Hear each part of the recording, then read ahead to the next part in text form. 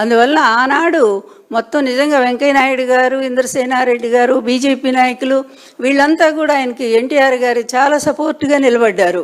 దురదృష్టం వెంకయ్యనాయుడు గారు అంటే అందరికీ ఒక అభిమానం ఉంది, గౌరవం ఉంది. మంచి నాయకుడు, చాలా మంచి వక్త, అన్ని భాషలు అవలీలుగా మాట్లాడగలిగినటువంటి వాడు. అట్లాంటి ఆయన నిన్న ఎన్టీఆర్ గారిని పొగిడారు, బాగానే ఉంది. తర్వాత జగన్మోహన్ రెడ్డి గారు పరిపాలన వినాశనం అని చెప్పి ఒక్క మాట మాట్లాడారు. అది ఎంత బాధాకరం అనిపిస్తుందంటే, ఒక్కసారి వెంకయ్యనాయుడు గారు మీ సుదీర్ఘమైన రాజకీయ చరిత్రలో మరి మీకున్న అనుభవాన్ని మరి ఒక్కసారి పర్యవేక్షించుకోండి, మీరు ఒకసారి పరిశీలించుకోండి. అటువంటి నీతివంతుడైన ఎన్టీఆర్ గారికి మీరు అండగా నిలబడ్డారు, జాతి అంతా కూడా మిమ్మల్ని గౌరవించింది.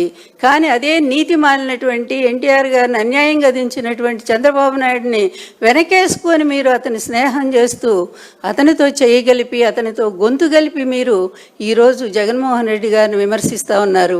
ఇదే పరిపాలన మీరు ఒకనాడు పొగిడారు, మర్చిపోయారండి? ఈరోజు 17 మెడికల్ కాలేజీలు తీసుకొచ్చారు జగన్మోహన్ రెడ్డి గారు. ప్రభుత్వ మెడికల్ కాలేజు పేద ప్రజలకు అందుబాటులో వైద్య విద్యను తీసుకొస్తే వీటన్నిటిని కూడా ధ్వంసం చేస్తూ ప్రైవేట్ వాళ్ళకు అమ్ముకున్నటువంటి ఇటువంటి నీతి మాలినవాడా మీకు ఆదర్శం?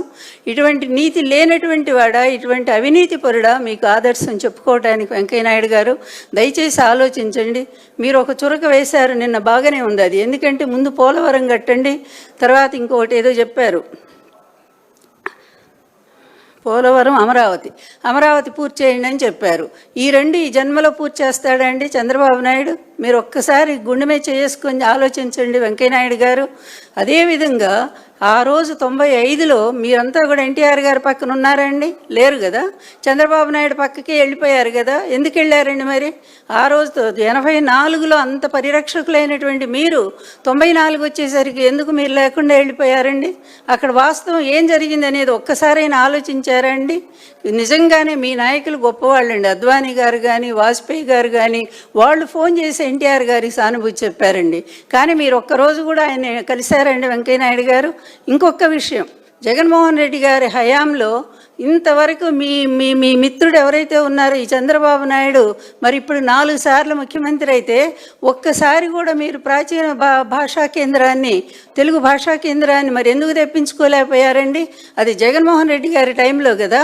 ఆయన వచ్చిన తర్వాత మీరు అడిగిన మేరకి కావలి దగ్గర, మరి నెల్లూరు దగ్గర స్థలాన్ని ఇచ్చి, ఆయన 5 ఎకరాలు ఎంతో ఇచ్చారు, అంత స్థలాన్ని ఇచ్చి మీకు అక్కడ బెంగళూరులో ఉండేటువంటి ఆ ప్రాచ్య కేంద్రాన్ని తీసుకొచ్చి దానికి ఓ బిల్డింగ్ కూడా కట్టి అయిపోయింది కదండి. అది ఎవరి వల్ల జరిగిందండి? వినాశనకారి, విధ్వంసకారి జగన్మోహన్ రెడ్డి అయితే తెలుగు భాషకు అంత పట్టం కట్టేవారండి? మీరు కోరుకున్న ఆశయాన్ని జగన్మోహన్ రెడ్డి గారు కదా నెరవేర్చారు. అంతేకాదండి, నాడు నేడు క్రింద ఎన్నో విద్యాకళ స్కూల్స్ని ఎంత బాగు చేశారండి. మీరంతా ఆ రోజు మెచ్చుకున్న వాళ్లే కదండి. ఒకవైపు పరిపాలన, ఒకవైపు సంక్షేమం, మరొక వైపు అభివృద్ధి. కొన్ని వేల కోట్లు, లక్షల కోట్ల పెట్టుబడులు సాధించింది ఎవరండి? జగన్మోహన్ రెడ్డి గారే కదా. అదేవిధంగా ప్రాజెక్టులు ఎవరండి తీసుకొచ్చింది? జగన్మోహన్ రెడ్డి గారే కదా. మరి ఇన్ని రకాల ఇటు ప్రజల్ని చూసుకుంటూ మరొక వైపు రాష్ట్రాన్ని ముందుకు నడిపిస్తూ వేగంగా తీసుకుపోతుంటే ఈరోజు ఎంత దౌర్భాగ్య పరిపాలన ఉందండి.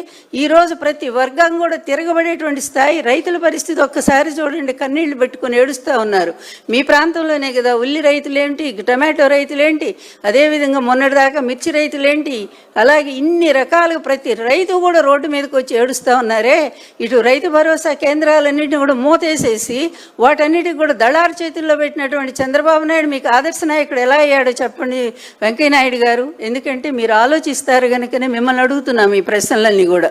విధ్వంస పాలన అయింది కాదండి. ఇదిగో ఈ చంద్రబాబు నాయుడే విధ్వంసకర పరిపాలన. మామను వెన్నుపోటు పొడిచి ఆయన పదవిలోంచి దించేసి చివరికి ఆయన ప్రాణాలు కూడా తీసినటువంటి వ్యక్తి. ఆ రోజు నుంచి ఈ రోజు వరకు రైతులు ఉసురు పోసుకుంటూ బతుకుతున్నాడండి. అవినీతిలో 6 లక్షల కోట్లకు ఎగబాకిన వాడు ఇతను ఆదర్శ పరిపాలకుడు ఎలా అవుతాడండి?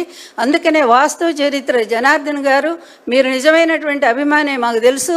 అందువల్ల ఎన్టీఆర్ గారు నిజమైన అభిమానిగా మీరు దయచేసి వాస్తవ చరిత్ర అంతా, ఎన్టీఆర్ గారు లాస్ట్లో ఏం మాట్లాడారో ఆ విధంగా ఆయన వీడియోల్లో, ఆడియోల్లో చెప్పిందంతా కూడా మీరు మరో పుస్తకం రాయించి రిలీజ్ చేయించండి. నన్ను కూడా పిలవండి, చక్కగా ఓపెనింగ్ నేను కూడా వస్తాను.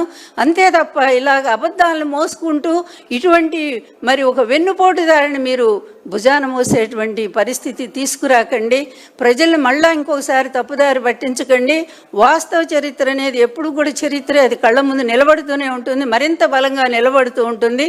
నేను కాకపోతే నా తర్వాత కూడా ఇంకా కొంతమంది ఈ చరిత్ర నిలబెట్టడానికి ప్రయత్నం చేస్తూనే ఉంటారు. కానీ ఇతను చేసిన చరిత్రకు చేసిన ద్రోహం, ఎన్టీఆర్కి చేసిన ద్రోహం. మరొకటి మీరంతా అడుగుతున్నారు, ఎట్లయినా భారతరత్న సాధిస్తాం. ఆ మాట అనేముందో సిగ్గుపడండి, ఒక్కసారి సిగ్గుపడండి.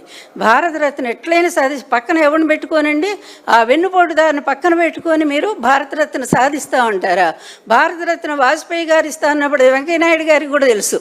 భారతరత్న ఇస్తానన్నప్పుడు ఎవరండి అడ్డుపడింది? ఇదే చంద్రబాబు నాయుడు అడ్డుపడ్డాడు. అదేవిధంగా మరి దేవేగౌడ ఇస్తానన్నప్పుడు ఇదే చంద్రబాబు నాయుడు అడ్డుపడ్డాడు, ఈ కుటుంబం అడ్డుపడింది. ఈ విధంగా ప్రతి ప్రధాని కూడా ఆఖరి మోడీతో సహా ఎన్టీఆర్ గారికి భారతరత్న ఇవ్వడానికి సిద్ధపడితే ఈ కుటుంబం ఆయనకు రానియకుండా అడ్డుపడుతూ సిగ్గు లేకుండా మళ్ళా రోడ్డు మీద అందరి కోసం మాట్లాడతారండి. భారతరత్న ఎట్లయినా సాధిస్తాం. ఎంత దారుణం అంటే ఇటువంటి అబద్ధాలను వినటానికి ప్రజలు ఎవరు కూడా సిద్ధంగా లేరు. అదేవిధంగా నేను బ్రతుకున్నంత వరకు కూడా ఈ అబద్ధాలు మాత్రం నేను కొనసాగనివ్వనండి. ఎంత మోసం అండి, ఎంత అబద్ధం, ఎంత అవినీతి, ఎంత దారుణమైన వెన్నుపోట్లు ఎన్టీఆర్ గారి జరిగినాయో. గుండెల్లో గుణపాలను గుచ్చేసి ఆయన ప్రాణాలు తీసినటువంటి దుర్మార్గుడు ఈరోజు ప్రజల ప్రాణాలు తీస్తూ ఉంటే అట్లాంటి వాడిని ఒక పెద్ద వీరుడిగాను సూర్యుడిగా పొగుడుతూ మీరు పుస్తకాలు రాయిస్తారా? ఇట్లాంటి పుస్తకాలు ప్రజలు చదువుతారని అనుకుంటున్నారా? నిజమైన చరిత్ర రాయాలనుకుంటే రాయండి. వాస్తవంగా ఏం జరిగిందో ఎన్టీఆర్ చివరి జీవితం రాయండి. అప్పుడు నిజంగా మిమ్మల్ని హర్షిస్తారు. గ్రంథ రచయితకు కూడా నేను చెప్తా ఉన్నాను, చివరి చరిత్ర 84 ప్రజాస్వామ్య పరిరక్షణ కాదు, 94 ప్రజాస్వామ్య పరిరక్షణ పుస్తకాన్ని మీరు రాస్తే చాలా సంతోషంగా ఫీల్ అవుతాం.